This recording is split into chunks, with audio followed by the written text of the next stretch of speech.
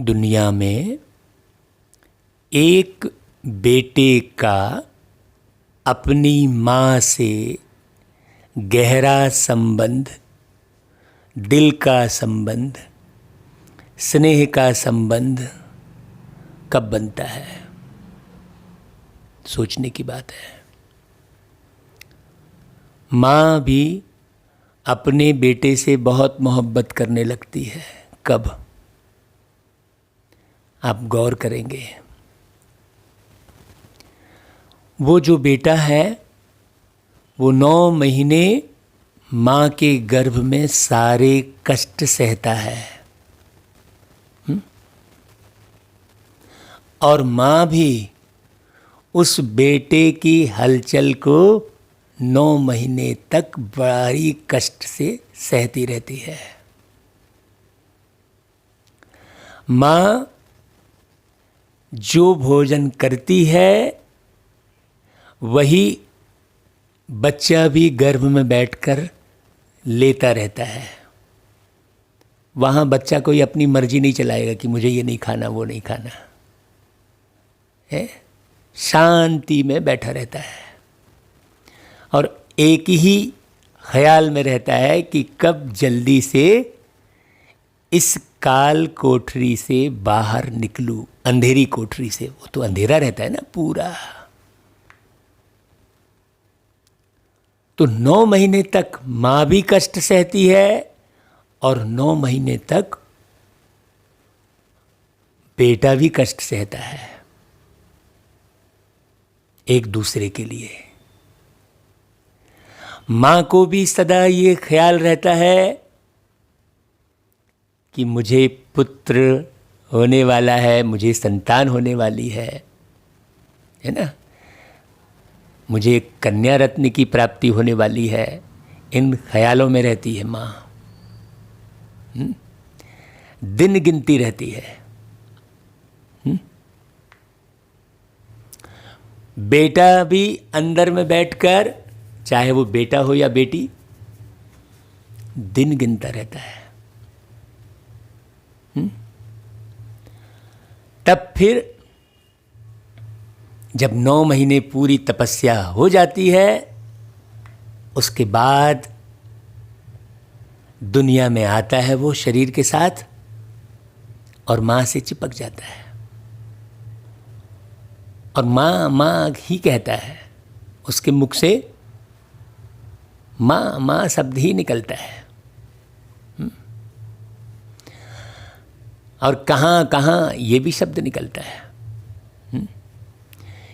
माँ और बेटे या बेटी का जो गहरा संबंध होता है, उसके पीछे तपस्या होती है, त्याग होता है। होती है ना भाई? ऐसे ही भगवान के साथ भी संबंध बनता है। हाँ, अभी गौर करना बहुत अच्छे से बात को। भगवान के साथ भी हमारा ऐसे ही संबंध बनता है। ऐसे नहीं कि हमारी बुद्धि इधर भटक रही है, मन कहीं उधर उधर आकर्षित हो रहा है, फिर हमने जो है जैसे तैसे चलो मंदिर जाना पड़ेगा 1 घंटे, अरे उसने बुलाया है, वहाँ भजन में बुलाया है, वहाँ सत्यनारायण कथा में बुलाया है, चलो 2 घड़ी सत्संग हो जाएगा। ऐसा हम भजन कीर्तन कर लिए और फिर सोचे हम भगवान से हमारा कनेक्शन हो गया। ऐसा होगा क्या? नहीं। जिस प्रकार माँ और बेटे का है ना, माता पिता और संतान का संबंध गहरा तब बनता है जब उसमें त्याग, तपस्या कूट कूट के भरी होती है। हाँ, हमने कहा ना कि बेटा ये नहीं कहेगा कि मैं ये नहीं खाऊंगा, वो नहीं खाऊंगा। अपना स्वाद नहीं बताएगा वहाँ पर, अपना फैशन नहीं बताएगा। जब माँ के गर्भ में रहेगा तो कोई फैशन बताएगा क्या? नहीं बताएगा। उसी प्रकार भगवान से संबंध बनाने के लिए भी वही प्रक्रिया है। आप अच्छे से समझना। सादा जीवन, देखिए वो सादगी भरा जीवन, भगवान से संबंध बनाने वाला जीवन हमने प्रैक्टिकल में देखा माउंट आबू की धरती पर बहुत सारे तपस्वी भाई बहनों को। तब लगा कि नहीं, यही वो गर्व है जहां से प्रवेश करके भगवान की दुनिया में जाया जा सकता है। माउंट आबू की जो धरनी है, जब हम पहली बार वहां गए तो हमने वहां की गतिविधियों को देखा कि देखो, केवल सफेद वस्त्र पहने हैं और देखो बहुत ज्यादा कपड़े नहीं। आज बड़ा हमें गर्व होता है कि हमारा जो है बड़ा सुपुत्र भी माउंट आबू की धरती पर रहकर और वैसे ही त्याग और तपस्वी वाला जीवन जी रहा है। जब वो घर पर आता है तब भी हम देखते हैं कि उसके पास 5-6 जोड़ी कपड़े हैं। जैसा कि मैं माउंट आबू में देखा वैसा ही ये भी निर्माण हो गया। अपने परिवार के सदस्यों का भी वैसा ही निर्माण हो गया। मतलब जो हम देखकर आए माउंट आबू की धरनी पर, वैसा ही मधुबन हमने अपने घर को भी बना लिया। क्यों? एक एक चीज को गौर किया, समझा। तो बड़ा पुत्र बस उसी मार्ग पर बढ़िया। कोई दिखावा नहीं, किसी भी किस्म की चाह नहीं, कोई इच्छा नहीं, कोई अपेक्षा नहीं। यही वो तपस्या है। तो हमने देखा कि भाई उसके पास 6 जोड़ी 5 जोड़ी कपड़े जो भगवान के घर से ही उसे मिले हैं, उसे वो पहन रहा है। और संडे के संडे पूरे कपड़े एक साथ धो लिए, खुद प्रेस कर लिए, फिर वही वाइट कपड़े हो गए। अभी देखो ढेर सारे कपड़े हम जमा करते हैं। आप अपने परिवार में देखो, पूछो, आपकी अलमारी, आपके घर में सामग्री कितनी सारी पटी पड़ी है। तो अब क्या होगा कि सारा समय तो उन वस्त्रों को संभालने में ही बीत जाएगा। तपस्या कब करेंगे? ऐसी वस्त्र नहीं, ऐसी ढेर सामग्री। हम एक बार एक हॉस्पिटल गए थे, हमारे मित्र का है, तो उन्होंने हमको पूरा अपना हॉस्पिटल भी घुमाया और ऊपर ही वो रहते भी थे। तो छत पर भी दिखाया कि देखो छत में देखा तो कबाड़ ढेर सारा भरा हुआ था। तो हमने डॉक्टर साहब को बोला, डॉक्टर साहब आप सबका इलाज करते हैं और अपने घर को पूरा कबाड़ से भर कर रखे हैं, ये आपकी कोई काम की चीज़ है क्या जो छत पर रखी है? बोले नहीं है। तो रखी क्यों है? ये तो ऐसा लग रहा है जैसे वर्षों से पड़ी है। बोले हाँ आप तो सही बोल रहे हैं। मनुष्य जो आवश्यक चीज़ें हैं वो तो ठीक है, अनावश्यक दिखावेबाजी के चलते शो और शौक, इसके चलते जमाने भर की सामग्रियां इकट्ठी करता है, फिर उसे संभालता बैठा रहता है। तो सारा समय कहाँ निकल जाता है? वस्तुओं को जमाने में, करने में। यदि आपके पास मान लो 5-6 जोड़ी कपड़े हैं, रोज आप एक ड्रेस बदल रहे हैं, तो 5 दिन में 6 दिन में आपके 6 जोड़ी कपड़े गंदे होंगे। 7वें दिन आप एक कपड़ा पहन के संडे के संडे आपने हफ्ते में एक दिन वो 6 जोड़ी कपड़े एक साथ धो लिए, एक ही दिन प्रेस कर लिए। समय आपका कितना बचा? कितने जोड़ी जूते रखते हैं लोग, इस कंपनी का भी जूता, उस कंपनी का भी जूता। सारा पैसा कहाँ जा रहा है? शौक में। फिर बोल रहे हैं हमको पैसे की समस्या है, बोल रहे हैं महंगाई इतनी बढ़ रही है। जीवन शैली का परिवर्तन जब तक हम नहीं करेंगे तब तक क्या भजन करने से भगवान से संबंध बन जाएगा? क्या ढेर सारे मंदिर के निर्माण करने से भगवान का संबंध बन जाएगा? नहीं। जैसे एक बेटे का संबंध माँ से बनने के लिए जिस प्रकार तपस्या होती है, वैसी तपस्या कम से कम 8 महीने 9 महीने की तो करनी चाहिए। इसलिए प्यारे बाबा ने नियम बनाया कि बच्चे सादगी वाला जीवन जीना सीखो। और क्या नियम बनाया कि साल भर आप ये मुरली सुनकर तपस्या करो और जैसा हम डायरेक्शन दे रहे हैं वैसे अपने जीवन का निर्माण करो, फिर मुझसे मिलने माउंट आबू आ जाओ। ऐसा नियम बनाया है साल भर का। भाई 9 महीने जैसे गर्भ में रहता है बच्चा, फिर बच्चा पैदा होते ही बोलने थोड़ी लग जाएगा, है ना भाई, हरकत थोड़ी करने लग जाएगा, उठाने लायक तो बनेगा जब वो 1-2 महीने का और हो जाएगा, मतलब 1 साल तो हो ही गया। बात बड़ी समझने की है। तो जैसे लौकिक जीवन को आप देखते हैं वैसा ही अलौकिक जीवन भी है, कोई कठिन नहीं है। लेकिन हमने क्या किया है, हमने भगवान से मिलने के मार्ग को बहुत कठिन बना दिया है। भाई भगवान भी एक आत्मा ही है। जैसे तुम्हारी माँ एक आत्मा है और तुम भी एक आत्मा हो, वैसे ही भगवान भी एक आत्मा ही है, लेकिन वो परम आत्मा है। बस इतनी सी बात है। तो वो भी धरती पर आकर माता पिता बनकर बच्चों को जन्म देता है। अब आप शरीर के भान में इतने हो कि कैसा जन्म होता है, बच्चे का भी अलौकिक और बाप का भी अलौकिक जन्म कैसा होता है, ये तो दुनिया में कहीं वर्णन ही नहीं है।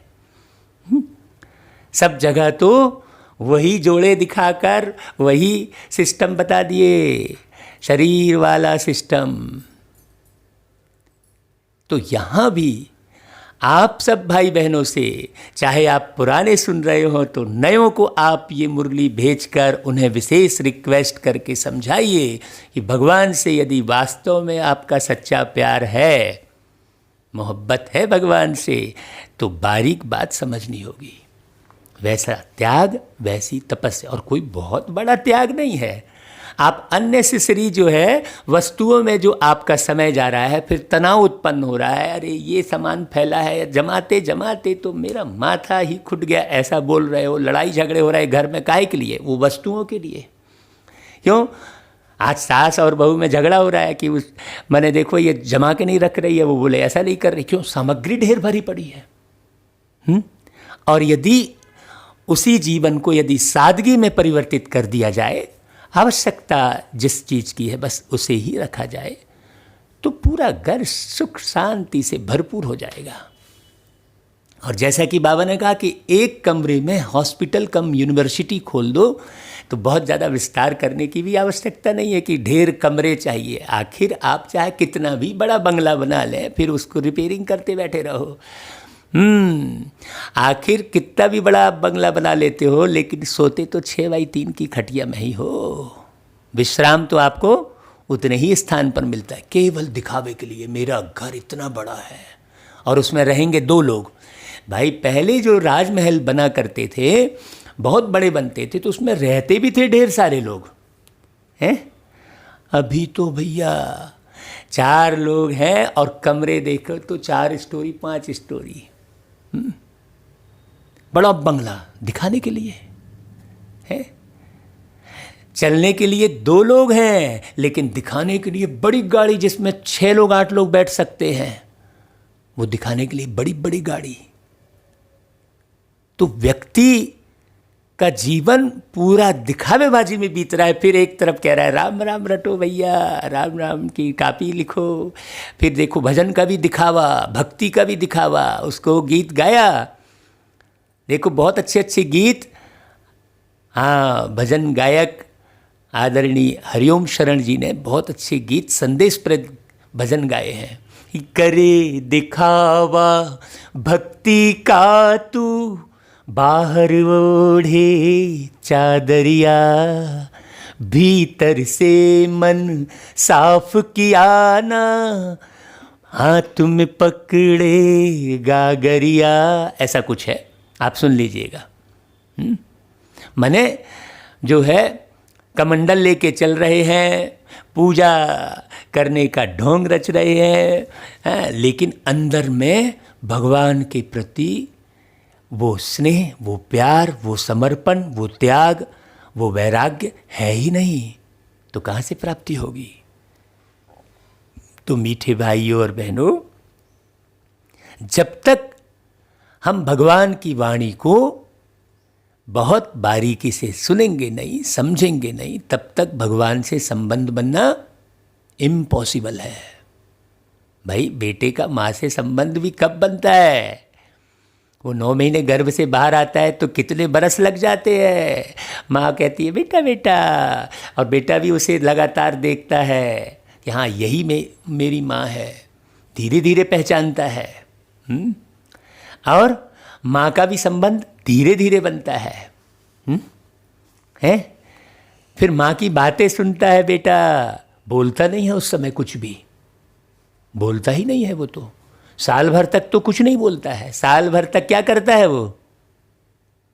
साल भर तक माँ की बातें, पिता की बातें सुनता है, 1 साल तक। यहाँ तो आप पहली मुरली सुनेंगे और प्रश्न करना शुरू कर देंगे। वो थोड़ी प्रश्न करता है। अभी गहरा संबंध कैसे बनता है, ध्यान देना। 1 साल तक आप कंटिन्यू मुरली सुनिए, फिर प्रश्न कीजिए, फिर बोलना सीखता है वो, है ना? तब फिर धीरे धीरे बोलना सीखिए। यहाँ तो 2 महीने मुरली सुने और तो बोलना शुरू, साल भर मुरली सुने और बस शुरू भेजना, ज्ञान वो करना, है ना भाई? तो पूरा सिस्टम वैसा ही है। जैसे आपका लौकिक जीवन है वैसा ही अलौकिक जीवन है। तो यहाँ भी हमें साल भर तक कंटिन्यू। अच्छा, अब वो बच्चा देखो क्या करता है साल भर तक? साल भर तक केवल अपने माँ बाप से ही संबंध रखता है, दूसरा वो किसी की कहाँ सुनता है। माँ की गोद के अलावा दूसरी जगह कहाँ जाता है वो? जैसे ही कोई लेगा तो रोने लग जाएगा वो। उसी प्रकार हम आपसे ये रिक्वेस्ट करते हैं कि ये जो वाणी है इसे ही आप पूरे समय सुनिए, 1 साल तक सुनकर देखिए परमात्मा की वाणी धैर्यता से। जैसे वो बच्चा बिल्कुल पूरा डिवोटी होकर तन मन सब कुछ समर्पित करता है वो माँ के ऊपर। हाँ, माँ पूरा उसे खेलती है, उसके साथ खिलाती है उसको, है ना भाई? वैसे ही आप साल भर तक केवल और केवल मुरली सुनिए, उसके अलावा कुछ मत सुनिए। तब फिर आपका संबंध देखिए कैसे बनेगा। और मैं अनमोल मणि आपको अपना अनुभव सुनाता हूँ कि 20 से लगभग 22-23 साल हो गए हम केवल और केवल माता पिता की मुरली सुनते हैं, ज्ञान सुनते हैं, उनसे ही संबंध, बस। तो सोचिए कितना पक्का होगा। और जो बच्चा लौकिक में भी केवल अपने माँ बाप से संबंध रखता है, माँ बाप की आज्ञा का पालन करता है, माँ बाप का ख्याल रखता है, चाहे वो 20 साल का हो जाए, 25 साल का हो जाए, नहीं भाई, तो वो बहुत ऊंचा जाता है, दुनिया में गायन है। हाँ, वैसे ही हम एक पिता परमात्मा के हो कर रहे हैं। तुमेव माता च पिता तुमेव, आप किसे कह रहे हैं इसे समझें पहले। ऐसा नहीं कि आज इस भगवान की साधना कर रहे हैं, कल उस भगवान की साधना कर रहे हैं, तो आप एक के तो होके ही नहीं रहे। तो जब तक आप एक के नहीं होंगे, भाई आप घर में भी रहते हैं तो एक घर में रहते हैं। ऐसे थोड़ी कि आज एक घर में रह रहे हैं तो कल दूसरे घर में रह रहे हैं तो परसों तीसरे, ऐसा करते हैं क्या? तो साधना भी एक की करनी चाहिए। एक साध है सब सद है और सब साध है सब जाए, ये कहा गया है। लेकिन आप देखिए हम कितने धर्मों में बट गए, भगवान भी कितने ढेर हो गए हैं। कह रहे हैं सबका मालिक एक। तो आपका संबंध परमात्मा से कैसे बनेगा, ये लौकिक जीवन की कुछ बातों को लेते हुए आज के अमृत बेले के चिंतन को हमने आपको सम्मुख शेयर किया, है ना भाई। अब देखते हैं बाबा जो परमात्मा हैं, जिन्हें हम बाबा कहते हैं, इसके बारे में भी हमने पिछली मुरलियों में समझाया है। आज क्या बोलते हैं देखिए, वही माता पिता की बात है। बाबा कहते हैं मीठे बच्चे।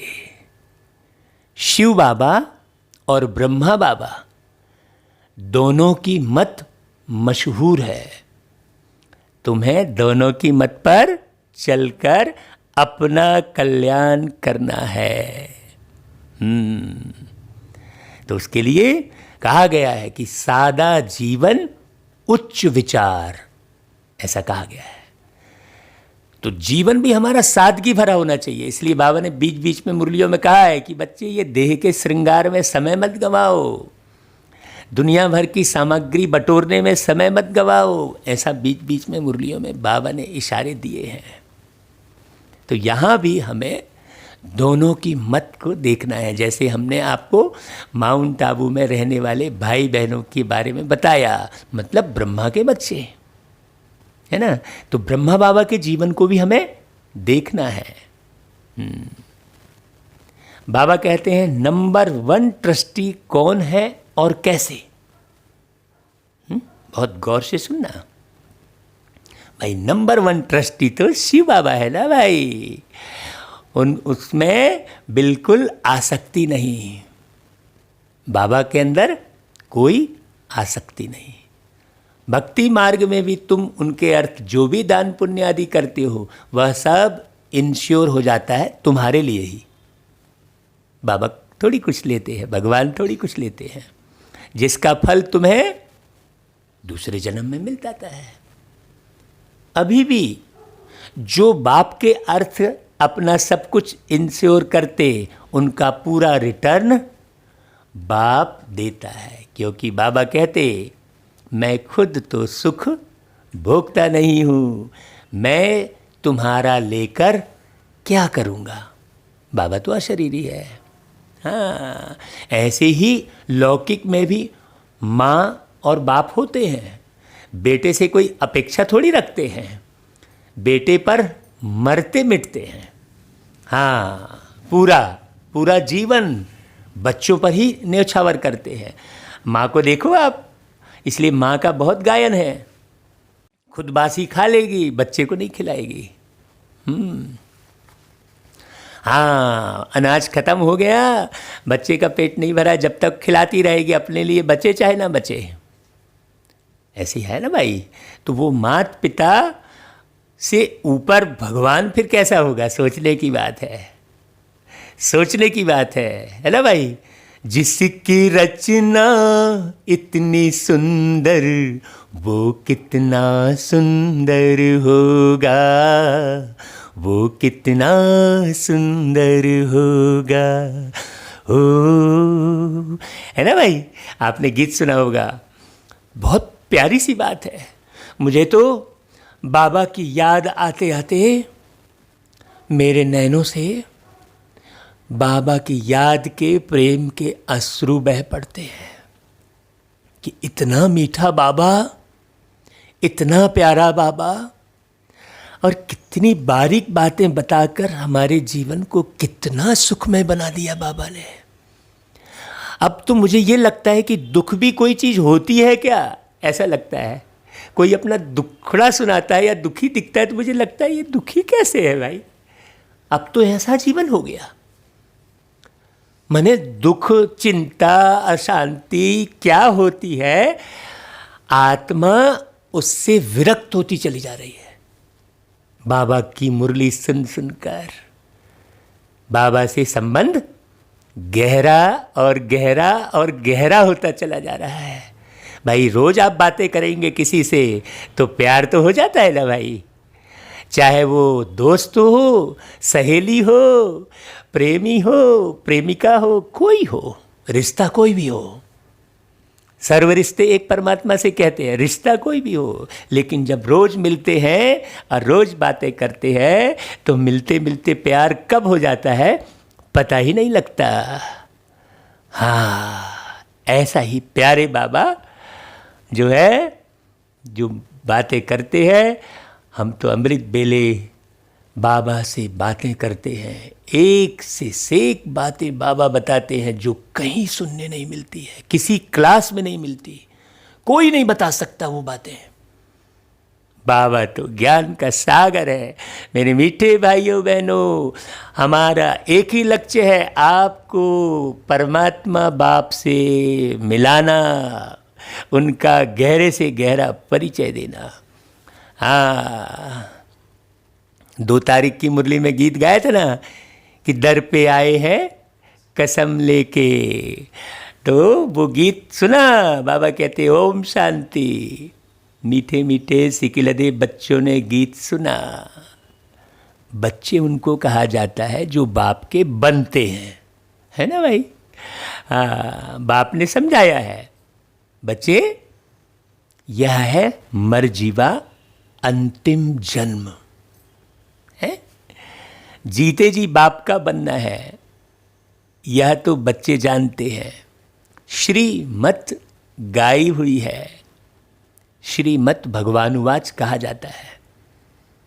गीता में कृष्ण का नाम डाल दिया है, बस वही। परंतु गीता किसने सुनाई? शिव बाबा ने, निराकार परमात्मा ने। हाँ, कृष्ण तो एक जीवन है ना भाई, आप पूरे कृष्ण की एक जीवन कहानी सुना रहे हो ना। लेकिन ज्योतिर्लिंग की कौन सी जीवन कहानी है? आप शंकर जी की जीवन कहानी सुना सकते हो, लेकिन ज्योतिर्लिंग की कोई जीवन कहानी है क्या? हाँ, क्यों? क्योंकि वो जीवन एक बंधकर जीते ही नहीं है। हाँ, वो तो हम बच्चों के लिए धरती पर आते हैं। तो बाबा कहते हैं कि गीता सुनाई शिव बाबा ने, उनके बाद ब्रह्मा और फिर कृष्ण बने। बड़ी गहरी बात है। श्रीमत कृष्ण की नहीं कहेंगे, श्रेष्ठ ते श्रेष्ठ हमारा बाप है। पतित पावन कृष्ण अथवा राधे आदि को नहीं कहेंगे ना भाई पतित पावन। वह दैवी गुण वाले मनुष्य हैं।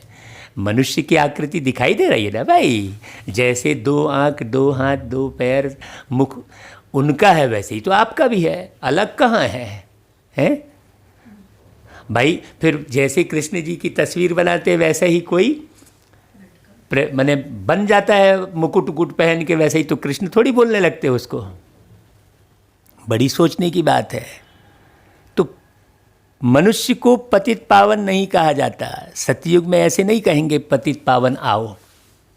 हाँ, माने आप पतित कैसे बने? झूठ बोलकर, झूठ में पढ़कर आप पतित कहलाए। माने झूठे को पतित और सच्चे को पावन। तो सतयुग में कहाँ से भाई कहेंगे कि पतित पावन आओ? थोड़ी कहेंगे। पतितों को पावन बनाने वाले एक ही बाप है, जिनकी श्रीमत पर तुम चल रहे हो। प्रजापिता ब्रह्मा की मत मशहूर है, श्रीमत भी मशहूर है, परंतु उनमें भूल कर देते हैं, जो बाप के बदले बच्चे का नाम, कृष्ण जी का नाम डाल दिए है। बड़ी गहरी समझने की बात है। अभी जैसे मुरली हम सुना रहे हैं, है ना भाई, यहाँ पर तो हम बाप अलग हैं और हमारे बच्चे अलग हैं। तो थोड़ी कह सकते हैं भाई, हैं अब इसमें बच्चे का नाम थोड़ी डाल देंगे, नहीं डालेंगे ना भाई। अगर हमने सुनाई मुरली और नाम बच्चे का डाल दिया तो समझ में आएगा? बाप समझ में आएगा कि भाई कौन है बाप? वो तो दोनों एक से हो गए, बाप कहाँ समझ में आएगा, है ना, कि भाई इनका बच्चा कौन है और बाप कौन है? नहीं समझ में आएगा ना। तो जब तक सारे विश्व का मालिक बाप समझ में नहीं आएगा तो वर्षा भी कैसे समझ में आएगा, उसकी प्रॉपर्टी कैसे समझ में आएगी? सोचने की बात है। तो सब धर्म वालों का तो एक ही बाप है। कृष्ण को तो सबका बाप नहीं मानेंगे ना, सब लोग तो नहीं मान रहे ना। क्रिश्चियन लोग क्राइस्ट को फादर मानते हैं, ना कि कृष्ण को, क्योंकि क्रिश्चियन है क्राइस्ट की मुखवंशावली। शिव बाबा आकर तुमको अपना बनाते हैं, कहते हैं सिर हथेली पर रख बाप के बने हैं। उनके डायरेक्शन पर चलना पड़े। तुम्हें बाप को अपनी मत देने की दरकार नहीं रहती, वह खुद मत देने वाले हैं। वह तो या तो सब बच्चे हैं, कृष्ण राम ये सब बच्चे हैं। शिव बाबा नामी ग्रामी हैं। वह जो मत देंगे, जो कुछ करेंगे राइट। हाँ भाई, मक्का में भी संग अस्वद है, एक शिवलिंग जैसा पत्थर है ना भाई, जिसे चूमते हैं जाकर। तो और क्रिश्चियन धर्म में भी गॉड इज लाइट कहते हैं, हम हिंदू धर्म में ज्योतिर्लिंग कहते हैं। ज्योति माना लाइट, लाइट माना प्रकाश, है ना। एको ओंकार प्रकाश स्वरूपम कहते हैं, निराकार, है ना। तो वह जो मत देंगे सब राइट। इस ब्रह्मा को भी मत देते हैं कि यह करो भाई, एक के तन में प्रवेश करके उन्हें डायरेक्शन देना पड़ेगा ना भाई। हाँ भाई, जैसे आप एक गाड़ी में बैठकर उसको अपने डायरेक्शन प्रमाण उस गाड़ी को चलाते हो, गाड़ी के डायरेक्शन प्रमाण आप थोड़ी चलते हो, हैं। गाड़ी को आप अपने डायरेक्शन पर चलाते हो ना। तो शिव बाबा की गाड़ी कौन है? ब्रह्मा बाबा का रथ, जिसे 5 घोड़े वाला रथ दिखा दिया और उसमें अर्जुन और कृष्ण जी को दिखा दिया। तो यहाँ पर अर्जुन कौन है? ब्रह्मा बाबा, अर्जुन और शिव बाबा। कृष्ण आप समझ सकते हो, लेकिन कृष्ण कहने से फिर आपको तो देह दिखाई देती है ना, इसलिए शिव बाबा कहना ही पड़े, है ना। तो निराकार फिर स्मृति आएगी आपको स्वयं की भी, क्योंकि अर्जुन भी निराकार है और कृष्ण भी निराकार है। हाँ, ये देह का भान ही तो सारा गड़बड़ कर रहा है, और आप बार बार देह के ही भान में रहते हो। तो तुम्हारा कनेक्शन ही शिव बाबा से है, कोई का भी अवगुण नहीं देखना है, क्योंकि कनेक्शन किससे है? शिव बाबा से। हाँ, शिव बाबा तो अवगुण नहीं देख रहे ना किसी का। अब नहीं जानने के कारण भक्ति में गा देते हैं, प्रभु जी मेरे अवगुण चित्त ना धरो, ऐसा कह देते हैं। अभी भाई बाबा आपके अवगुण, ऐसे सबके अवगुण देखते रहेगा बाबा, तो निर्माण कहाँ से होगा? तो एक के भी अवगुण प्यारे परमात्मा चित्त में नहीं रखते, और आप नहीं जानने के कारण ऐसा गीत गा लेते हो। तो जब तुम्हारा कनेक्शन शिव बाबा से है तो अवगुण किसी का नहीं देखना है, श्रीमत पर चलना है। शिव बाबा तो है निराकार, उनका यह घर तो है नहीं। तुम यहाँ पुराने घर में रहते हो, फिर स्वर्ग में जाकर अपने घर में रहेंगे। शिव बाबा कहते हैं मैं तो नहीं रहूँगा, मैं तो इस समय थोड़े टाइम के लिए आता हूँ। भाई ऐसा कौन बोलेगा भाई? सोचने की बात है। ब्रह्मा के तन का आधार थोड़े समय के लिए लेते हैं बाबा। कितने बाबा की याद आनी चाहिए, देखो भाई, बाबा की याद में आंसू आ जाने चाहिए। बाबा कहते हैं देखो, तुम अपने आप को पहले पहचानो कि तुम हो सच्चे सच्चे रूहानी सैल्वेशन आर्मी। हाँ, मैंने तुमको सारी आत्माओं को संभालना है, सबकी रक्षा करनी है। काहे से? विषय विकारों से। हाँ, तो ड्रेस बदलनी है ना, जैसे वो आर्मी ड्रेस बदलते हैं। आर्मी शब्द कहा तो इस पर विचार सागर मंथन करो कि आर्मी जैसा जीवन हम जी रहे हैं क्या? कैसे उनके त्याग वाला जीवन रहता है, घर बार छोड़ देते हैं, है ना भाई। ग्लेशियर में रहते हैं, देखो ठंडे में, हाँ माइनस में कोई रह नहीं सकता, लेकिन वो रहते हैं आर्मी। बॉर्डर पर खड़े हैं, आप सुरक्षित उन्हीं के नाम से है। तो ऐसे ही रूह को किससे सुरक्षा करनी पड़े? विषय विकारों से सुरक्षा करनी पड़े।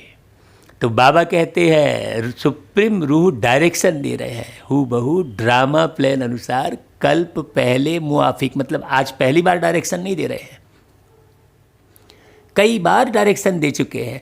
ऐसा बाबा कहते हैं तो आपको सहज हो जाता है ना भाई। हाँ, कल्प कल्प जो डायरेक्शन देते होंगे वही देते हैं, रात दिन गुह सुनाते रहते हैं, नया कोई यह समझ न सके। अभी बाबा बहुत अच्छी बात बोल रहे हैं, सुनना। भल कोई 35-40 वर्ष से रहते हैं, परंतु बहुत है जो इन गंभीर बातों को समझते ही नहीं हैं। ऊपर ही ऊपर सुना। हाँ, बाबा तो रोज नया सुनाते रहते हैं। ब्रह्मा बाबा कह रहे देखो, कराची से लेकर मुरली निकलती आई है। पहले बाबा मुरली चलाते नहीं थे, रात को 2 बजे उठकर 10-15 पेज लिखते थे। बाबा लिखवाते थे, फिर उनकी कापियाँ निकलती थी। हाँ, बिल्कुल हमारे साथ वैसा ही जीवन बीता। जब हम बाबा के ज्ञान में आए तो लगातार लिखते ही रहे 2 बजे रात को उठकर, और डायरियाँ भर गई। उस समय तो मोबाइल था नहीं। बाबा लिखवाते थे।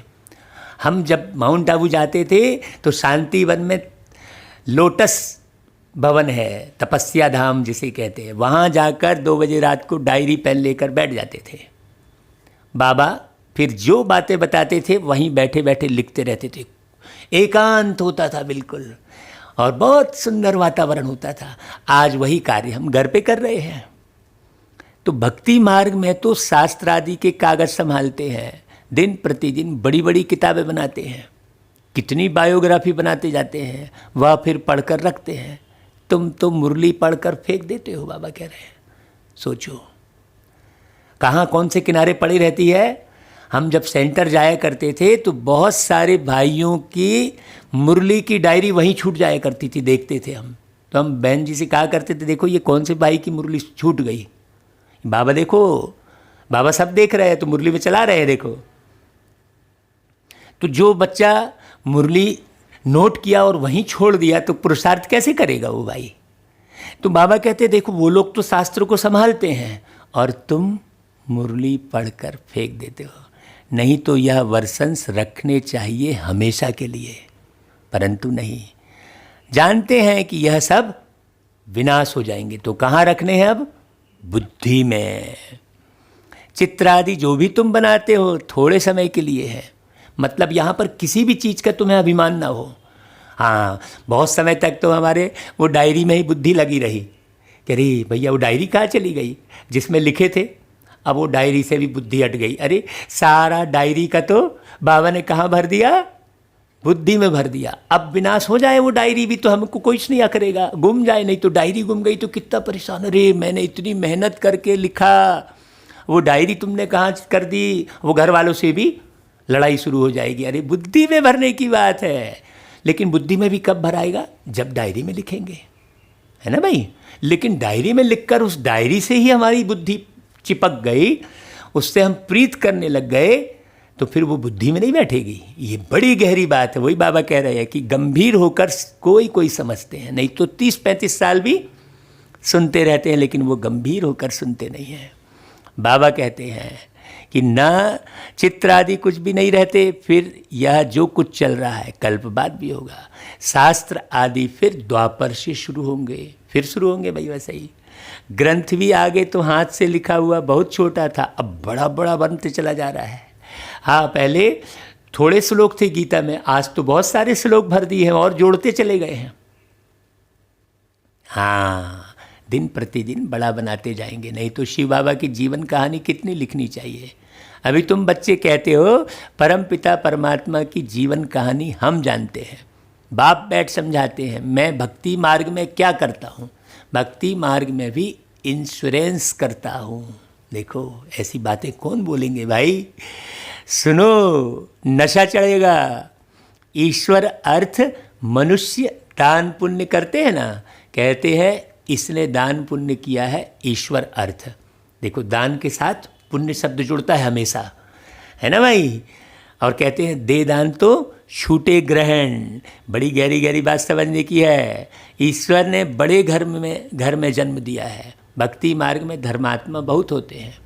ईश्वर अर्थ श्री कृष्ण अर्थ दान पुण्य करते हैं। तो फिर बाप समझाते हैं मैं बच्चों को दूसरे जन्म में अल्पकाल के लिए फल देता आया हूँ। तो मीठे भाइयों बहनों, अभी आपको ये जो तन मिला है, ये जो जीवन मिला है, इसे बहुत अच्छे से भगवान के पास इंश्योर कर दो। हाँ, है ना भाई। तो अच्छा व बुरा फल मिलता तो है ना। कितना इंश्योरेंस हुआ। जो जैसे कर्म करते हैं उस अनुसार फल मिलता है। ये सिस्टम सेट है। हाँ, ये बड़ी बारीक बात समझने की है। माया उल्टा काम कराती है, जिससे तुम दुख को पाते हो। हाँ, क्रोध में व्यक्ति उल्टा काम करेगा, विषय वासना में फंस जाएगा तो उल्टा काम करेगा, फिर रिश्तों को भी नहीं ध्यान देता है। फिर जहाँ विषय वासना में फंसा तो सारे रिश्ते काले हो जाते हैं, छीछी हो जाते हैं। उससे बड़ा पापी कोई नहीं है जो रिश्तों को भी काला कर दे। तो ये काम और ये माया जो है क्या करती है, उल्टा काम कराती है। अभी देखना आप बारीक बात, हम आपको बहुत बारीक बात बताते हैं। अगर आप कोर्ट कचहरी के चक्कर में फंसे पड़े हो तो बहुत बारीकी से ध्यान देना, आपसे उल्टा काम करा रही है माया। हाँ, आप पुलिस थाने के चक्कर में पड़े हो, आप हॉस्पिटल के चक्कर में पड़े हो, मतलब माया के वशीभूत हो आप। बाबा की मुरली सुनो, अच्छे से समझो तो सारे चक्र छूट जाएंगे। लेकिन समझना पड़े, ऐसे थोड़ी कि हमने अखंड रामायण कर ली सुबह से लेकर दूसरे दिन सुबह तक, जल्दी जल्दी, वो उसमें पढ़ाई थोड़ी हुई। रामायण तो बहुत अच्छी है, जीवन का दर्पण है, लेकिन हम ऐसा पढ़ेंगे तो कभी ना सीखेंगे, चाहे आप जितनी बार भी अखंड रामायण पढ़ लो। हैं, विचार सागर मंथन करना होगा ना भाई। भाई सागर मंथन भी तो दिखाया है भक्ति मार्ग में, तो सागर मंथन कौन सा है, वो विचार सागर मंथन है। आप कहानी में तो पढ़ गए। तो बाबा कहता है शिव बाबा भी ट्रस्टी है ना। बाकी है मर्तबा, जो जितना इंश्योर करे। हाँ भाई, यहाँ भी आप LIC में आप जितने लाख का इंश्योरेंस कर लो उतना ही फायदा होगा आपको, है। तो बाबा कहते हैं, शिव बाबा तो नंबर 1 ट्रस्टी है, दूसरे की आसक्ति जाएगी। कोई ट्रस्टी तो किसका खाना ही खराब कर देते हैं, कोई कोई ट्रस्टी तो है ना भाई। बाप तो देखो कैसा ट्रस्टी है, कहते हैं यह सब कुछ बच्चों के लिए है। हाँ, लौकिक में भी बाप ट्रस्टी ही होता है भाई। सारा सामग्री से, धन से बुद्धि हटी रहती है। तुम्हारा सारा कनेक्शन शिव बाबा से है। बाप कहते हैं मैं सच्चा ट्रस्टी हूँ, मैं खुद सुख नहीं लेता हूँ, बच्चों को सारी राजधानी देता हूँ। लौकिक बाप भी बच्चों को सब कुछ वर्षे में दे जाते हैं।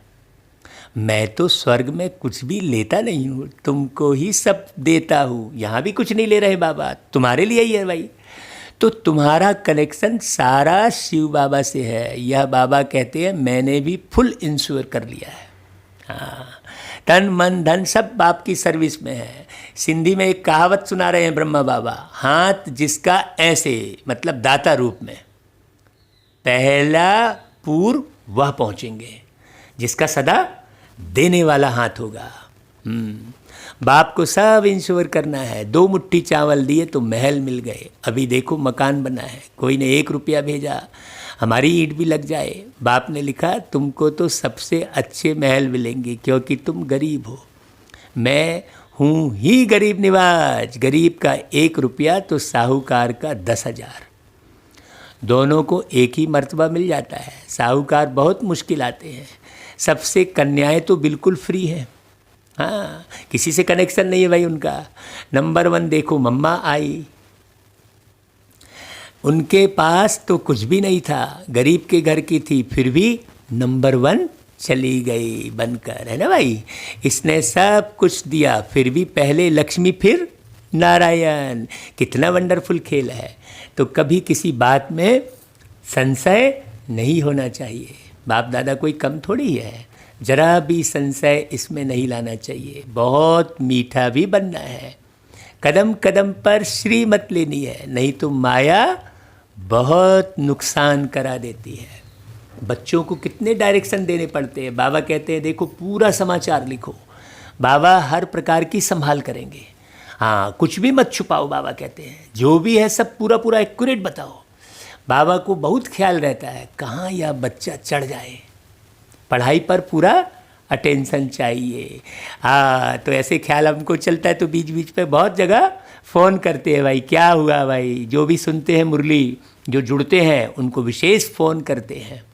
तो बाबा कहते हैं हम हैं most beloved God fatherly student, ऐसा तुम समझो, है ना भाई।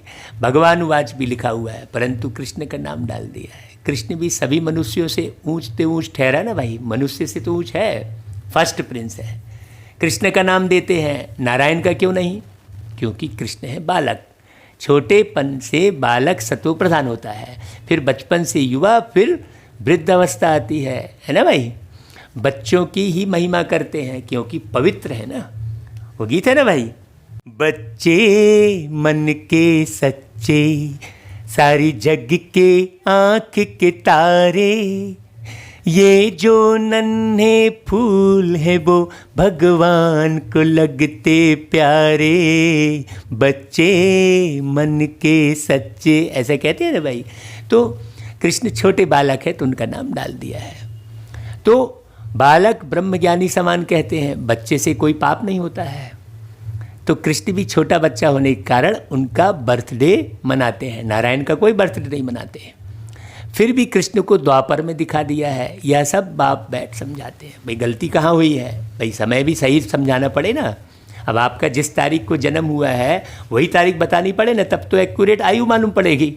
अब भाई जन्म हुआ सतयुग में और तुम बता रहे हो द्वापर युग में, तो पूरा ही खेल खत्म हो गया है ना भाई। हाँ, तो सिवाय तुम बच्चों के, तुम ब्राह्मणों के, इस दुनिया में ऐसा कोई नहीं होगा जिसे यह सब बातें पता हो। देखो बाबा कितने गर्व से कह रहे हैं ना, तो हम बच्चों को कितनी खुशी होनी चाहिए भाई। कौन बोल रहे हैं, परमात्मा आकर ऐसा कह रहे हैं कि भाई तुम्हारे सिवाय किसी को पता नहीं है, तो ब्राह्मण है उत्तम। तुम ब्राह्मण हो ईश्वरी संतान। सतयुग में ईश्वरी संतान नहीं कहेंगे, तो वास्तव में सतयुग से ऊंचे समय में अभी हम रह रहे हैं। हाँ, सतयुग में तो कुछ पता ही नहीं रहेगा। अभी तो भाई हमें दुख का पता है ना, तो सुख भी बहुत अच्छा लग रहा है ना भाई। अशांति का पता है तो शांति अच्छी लग रही है, वहाँ सुख शांति होगी, लेकिन पता थोड़ी होगा। तो ईश्वर से जरूर स्वर्ग की प्राप्ति होगी। यह है तुम्हारा अति दुर्लभ अमूल्य जीवन। कौन सा, ये संगम युग का जीवन, अभी का जीवन। अभी तुम जिस शरीर में बैठे हो अमूल्य है, इसलिए इस शरीर की भी बहुत संभाल करनी है। जीवन मिला अनमोल है, हमें कितना सलोना, सुन लो प्रभु के ये बोल है, सुन लो प्रभु के ये बोल है, नहीं गफलत में खोना। ये गीत बहुत पहले जब शुरू में हम ज्ञान में आए थे तभी बाबा ने ये गीत बनवाया। हाँ, और फिर अहमदाबाद में जाके रिकॉर्डिंग की थी इसकी। हाँ, बड़ी गहरी बात है। 22 दिन लगातार इन सब गीतों की प्रैक्टिस चलती रही और रिकॉर्डिंग हुई, बहुत मेहनत के बाद। तो बाबा कहते हैं तुम्हारा यह अनमोल जीवन है, सबका तो हो नहीं सकता ना, ये भी बड़ी गंभीर बात है। यह ड्रामा ऐसा बना हुआ है कि तुम्हारा जीवन ही अनमोल है। कल्प पहले जिन्होंने पढ़ा वही पढ़ रहे हैं। देखो, भगवान ने जरूर भगवान भगवती पैदा किए, ये भी कितनी अच्छी बात। एक एक लाइन बाबा की कितनी नशे वाली होती है। भगवान ने ही भगवान भगवती पैदा किए, परंतु भगवान भगवती कह नहीं सकते अभी तुमको। क्यों? क्योंकि आज हो कल फां हो जाते हो। गॉड इज वन, निराकार की महिमा है। बाबा ने कहा कि भगवान ने ही भगवान भगवती पैदा किए, तो फिर तुम अपने को भगवान घोषित करने लग जाओ। सारी दुनिया ने यही तो गलती की है, इसलिए भगवान का पता नहीं है। वास्तव में निराकार की ही महिमा है, उसमें भगवान वाली भी कोई बात नहीं है। साकार की थोड़ी ही महिमा होती है।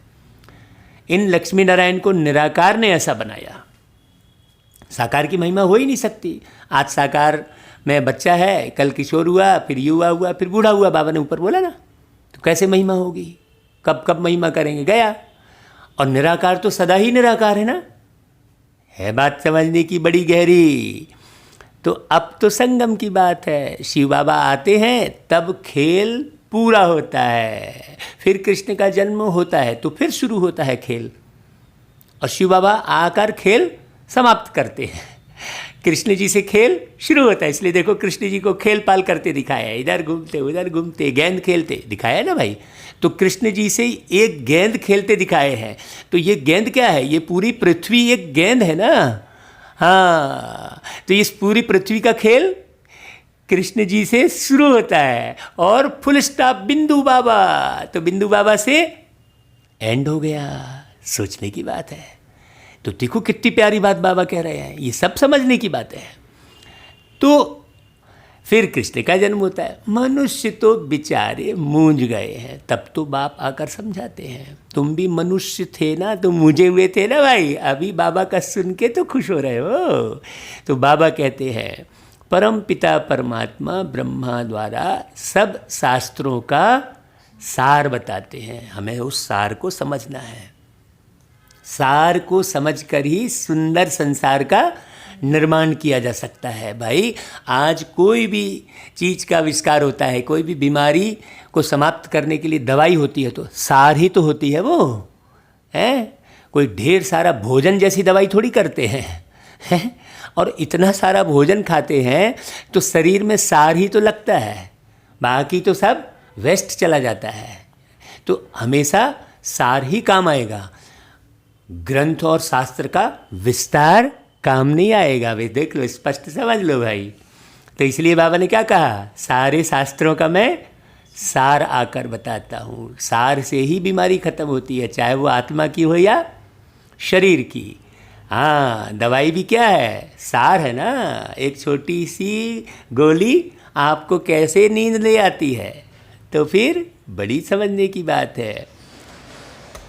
अभी तो तुम जैसे मास्टर नॉलेजफुल हो गए हो। हाँ, आत्मा की ही महिमा है, ज्ञान का सागर, आनंद का सागर, ब्लिसफुल, यह बाप की महिमा है। सागर जो है बाप की महिमा है। बाप कहते हैं यह भारत तो सबसे बड़ा तीर्थ स्थान है, परंतु कृष्ण का नाम डालने से सारी महिमा गुम कर दी है। नहीं तो सभी शिव के मंदिर में फूल चढ़ाते, सबका सदगति दाता वह एक है। आधा कल्प तुम प्रारब्ध भोग फिर नीचे आते हो। अगर शिव के मंदिर में ही अगर जाते रहते तो फिर शिव के बारे में जानने की कोशिश करते, फिर उनकी वाणी को समझ में आता, फिर वो निराकार बनने की कोशिश करते। अब कृष्ण जी को डाल दिए तो निराकार बनने की कोई कोशिश ही नहीं कर रहा है, ना निराकार समझ रहा है। तो सारी भूल तो जो जैसा है वैसा खुद को नहीं समझने के कारण तो सब गड़बड़ हो गया ना। तो बिल्कुल स्पष्ट बात है। बाबा कहता है देखो, आधा कल्प तुम प्रारब्ध भोग नीचे ही आते हो। हाँ, सबको तमो प्रधान बनना ही है। अब बाप कहते हैं तुम बच्चों के लिए नई दुनिया स्थापन कर रहा हूँ, उसमें खुद नहीं आता, सब कुछ तुम बच्चों के लिए है। साफ बात है भाई। मनुष्य तो अपने लिए करते हैं, फिर कहते हैं हम निष्काम करते हैं, परंतु निष्काम तो कोई कर न सके। आज भी जो मैं मुरली आपको सुना रहा हूँ, इसमें भी कोई निष्काम वाली बात तो नहीं है मेरे लिए। हाँ, पुरुषार्थ कर रहा हूँ तो बाबा के दिल तक चढ़ूंगा तो सतयुग में उच्च पद पाऊंगा, है ना भाई स्वार्थ। लेकिन बाबा को कोई थोड़ी स्वार्थ है। हर चीज़ का फल जरूर मिलता है। मैं तो तुम बच्चों को अविनाशी ज्ञान रत्न देता हूँ। हाँ, बाबा को कोई थोड़ी फल की चाहत है, और लोग भगवान को ही फल चढ़ाते हैं। अरे भगवान को कोई फल की चाहत थोड़ी है। हाँ, तुम्हारे लिए ही बैकुंठ लाया हूँ। बच्चों को सावरंटी का सोविनियर देते हैं। हाँ, कितनी प्यारी बात बोलते हैं बाबा, सावरंटी का सोविनियर, देखो कितनी प्यारी बात है। तो वह लेने लिए ऐसा लायक बनना चाहिए। हाँ, स्वर्ग का मालिक बनना है। हथेली पर बहिष्ठ मिलता है ना। सेकंड में जीवन मुक्ति अथवा सेकंड में बादशाही। दिव्य दृष्टिदाता शिव बाबा है, सेकंड में बैकुंठ में ले जाते हैं। इस बाबा के हाथ में कुछ भी चाबी नहीं है, तो इसलिए जिनके तन में आए आप उनके भरोसे नहीं रहना। बाप कहते हैं मैं तुम बच्चों को राजाई देता हूँ, मैं नहीं करता राजाई। हाँ, फिर जब तुम भक्ति मार्ग में जाएंगे तब तुमको दिव्य दृष्टि से मुझे फिर बहलाना पड़ेगा। मेरे को बाबा कितनी प्यारी प्यारी बातें कर रहे हैं, कितना अच्छी रीति समझाते हैं बाबा भाई। ऐसा बाबा कल्प कल्प कल्प के संगम युगे एक ही बार आते हैं। बनी बनाई बन रही अब कुछ बननी नहीं। कोई और नया कुछ नहीं बनने वाला है। बाबा आया है, ये सारी बातें बता रहे हैं। अब कोई नए की तरफ आपको ध्यान देने की ज़रूरत नहीं है। बाबा जो बनाते हैं उसी बने बनाए को समझाते हैं। भाई कुम्हार मिट्टी से घड़ा बनाता है, फिर वो घड़ा मिट्टी में मिल जाता है, फिर कुम्हार उस मिट्टी को उठाता है, फिर घड़ा बनाता है। तो मिट्टी से घड़ा बनाने की विधि को केवल एक कुम्हार ही समझाएगा ना। तो वो कहेगा ना भाई देखो इस तरीके से बनाता हूँ, इस तरीके से मिट जाती है। फिर भाई कुम्हार मिटाता नहीं है घड़े को, घड़े को मिटाने वाला तो उस कुम्हार से खरीदार जो खरीदी करता है वो मिटाता है ना भाई। ये बात समझने की है ना। तो मिटाने वाला कौन? वो खरीदार। और बनाने वाला कौन? वो कुम्हार। तो ऐसा ही हम मिटाने वाला भी भगवान कह देते हैं। अरे भगवान बनाने वाला है, मिटाते तो हम भगवान से खरीद के हैं। हम प्यार से अपने आप का निर्माण करके प्यारे बाबा से हम, प्यारे बाबा के दिल पर चढ़ के हम वो पाते हैं। बड़ी बात है। तो जो कुछ होता है ड्रामा में नून है, उसको साक्षी हो देखो। बाबा बहुत अच्छी रीति समझाते हैं, बच्चे मैं तुम्हारा इंश्योरेंस मैग्नेट हूँ। देखो क्या बात बोलते बाबा, तुम्हारी एक पाई भी नहीं गंवाता हूँ।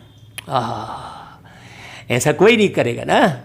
हाँ, नहीं तो बहुत लोग हैं क्या करेंगे, आपसे दान लेंगे और अपने ऐशो आराम में लगा देंगे।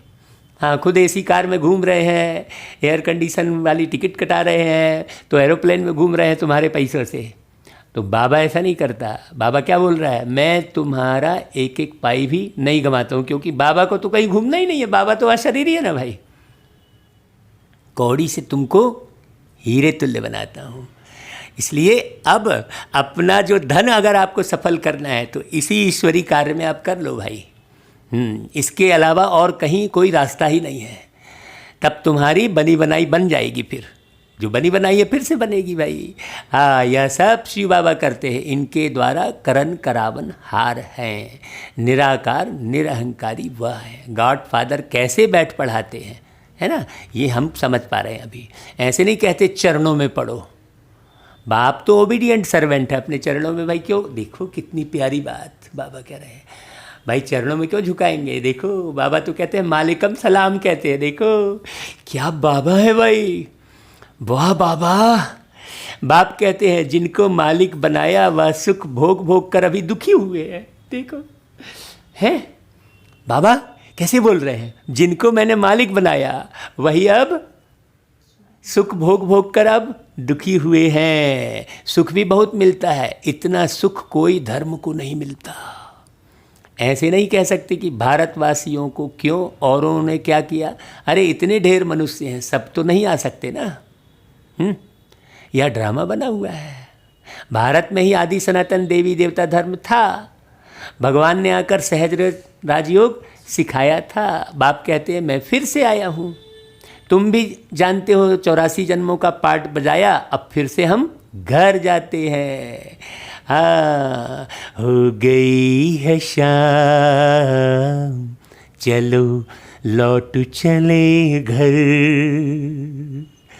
प्यारा पिता बुलाता, प्यारा पिता बुलाता, पूरा हुआ सफर,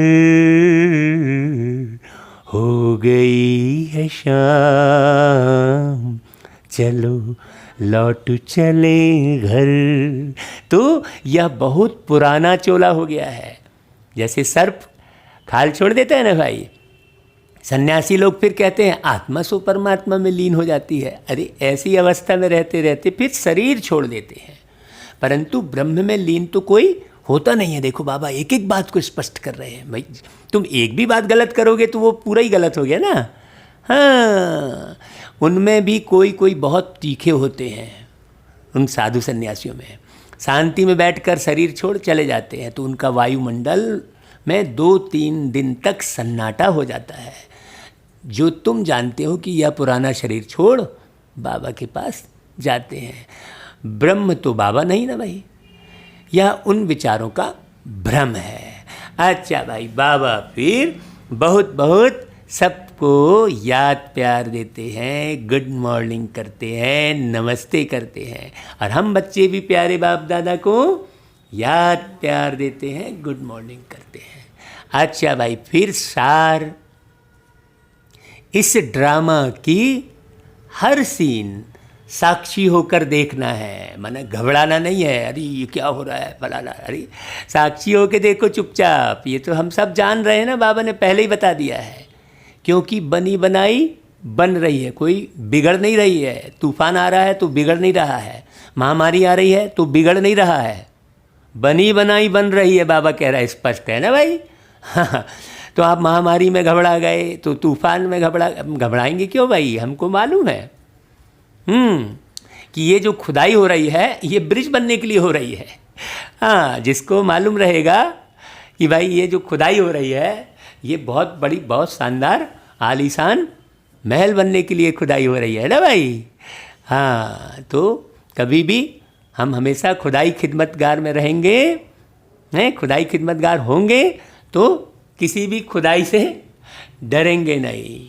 अच्छा भाई, बाबा कहते हैं फिर कभी किसी बात में संशय नहीं उठाना है। ज्ञान में पक्के हो जाएंगे तो कहीं भी संशय नहीं होगा, अरे अब क्या होगा, ये होगा, कुछ नहीं। दूसरी पॉइंट, बाप इंश्योरेंस मैग्नेट है, इसलिए तन मन धन बाप की सर्विस में सफल कर अपना भविष्य बनाना है। बाप से पूरा पूरा कनेक्शन रखना है, पूरा समाचार देना है। तो भाई ये जो बाबा की मुरली है, ये जो लोग 500 लोगों को भेज रहे हैं उनको विशेष हमारे इस मैंने ग्रुप से विशेष सर्टिफिकेट दिया जाएगा। तो आप कमेंट में वो अपना नाम लिखो जो जो 500 लोगों को भेज रहे हैं मुरली को, और रिक्वेस्ट कर रहे हैं कि भाई सुने, आम लोगों को मुरली भेजिए। ये नहीं सोचिए कि भाई ये बाबा का बच्चा है कि नहीं है, हर धर्म वालों को मुरली भेजिए, है ना भाई। हाँ, तो पूरा समाचार देना है बाबा ने कहा। तो ऐसा पूरा समाचार देना मैंने भाई आप कमेंट तो कर सकते हो ना भाई शुरू करें ना भाई। हाँ, बाप से पूरा पूरा कनेक्शन रखना है, तन मन धन सफल कर लेना है। तो भाई मन सफल करो, आप भेजो बाबा की याद में। अच्छा, फिर वरदान, कम शब्दों द्वारा ज्ञान के सर्व राजों को स्पष्ट करने वाले यथार्थ और शक्तिशाली भव। कोई भी चीज़ जितनी अधिक शक्तिशाली होती है उतनी उसकी क्वांटिटी कम होती है। ऐसे ही जब आप अपनी निर्माण स्थिति में स्थित हो वाणी में आएंगे तो शब्द कम लेकिन यथार्थ और शक्तिशाली होंगे। एक शब्द में हजारों शब्दों का रहस्य समाया हुआ होगा, जिससे व्यर्थ वाणी ऑटोमेटिक समाप्त हो जाएगी। हमारी जितनी भी वाणी निकलेगी वो समर्थ ही निकलेगी। हाँ, व्यर्थ की वाणी, इसकी निंदा उसकी चारी, ये व्यर्थ की वाणी होगी। तो वो ऑटोमेटिक समाप्त हो जाएगी। एक शब्द से ज्ञान के सर्व राजों को स्पष्ट कर सकेंगे। विस्तार समाप्त हो जाएगा। विस्तार समाप्त हो जाएगा मतलब ढेर सारे फिर उदाहरण देने की आवश्यकता नहीं पड़ेगी किसी व्यक्ति विशेष की, है ना भाई। अच्छा भाई, फिर स्लोगन, दिल से बाबा कहना अर्थात खुशी और शक्ति की प्राप्ति करना। अच्छा भाई, ओम शांति।